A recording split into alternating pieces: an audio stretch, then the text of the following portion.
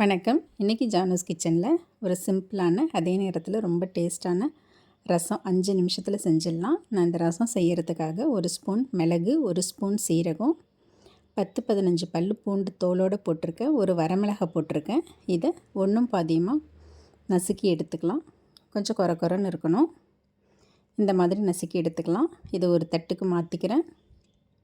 ரசத்துக்கு தக்காளி எடுத்துக்கலாம். ஒரு நல்ல பழுத்த தக்காளியாக கட் பண்ணி வச்சுருக்கேன். கடாயில் எண்ணெய் ஊற்றிருக்கேன். எண்ணெய் காஞ்சதும் கடுகு, சீரகம், வெந்தயம் தாளிச்சிருக்கேன். ஒரே ஒரு வரமிளகாய் போட்டுக்கிறேன். இதெல்லாம் பொரிஞ்சு வரட்டும். கட் பண்ணி வச்சுருந்த தக்காளி அதில் சேர்த்து 2 நிமிஷத்துக்கு வதக்கி விட்டுக்கலாம். கொஞ்சம் தக்காளி மசியட்டும். இப்போ இது கூட நம்ம இடித்து வச்சுருந்த மிளகு, சீரகம், பூண்டை சேர்த்துக்கலாம். அதையும் சேர்த்து 2 நிமிஷம் வதக்கி விட்டுக்கலாம். இப்போ ஒரு சின்ன நெல்லிக்காய் சைஸ் புளியை ஊற வச்சு கரைச்சி வச்சுருந்தேன். அதையும் சேர்த்துக்கலாம். தேவைக்கு தகுந்த மாதிரி தண்ணி சேர்த்துக்கலாம். இப்போ இதில் டேஸ்ட்டுக்கு தகுந்த மாதிரி உப்பு, 2 சிட்டிக்கு மஞ்சள் தூள் சேர்த்துருக்கேன்.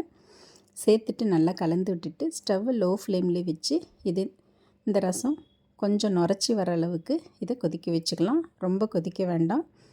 ஸ்டவ் ஆஃப் பண்ணிவிட்டு கடைசியாக கொஞ்சம் கருவேப்பிலை, கொத்தமல்லி சேர்த்துக்கிறேன்.